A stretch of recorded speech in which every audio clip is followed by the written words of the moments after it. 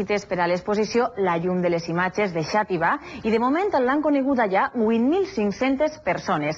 Des de dimecres passat, centenars de veïns i turistes s'acosten als edificis històrics per a contemplar les més de 300 obres d'art restaurades.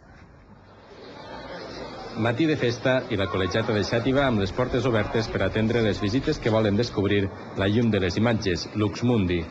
A l'interior esperen centenars d'obres d'art restaurades per a l'ocasió, com este retaule de Náquera del segle XV y obra de Vicent Massip. Toda parte de pintura. Toda esta sección de pintura gótica y flamenca me encanta. Me han gustado los Cristos y una última cena que tiene una mesa redonda. Les pintures antigues i lo de l'escultura.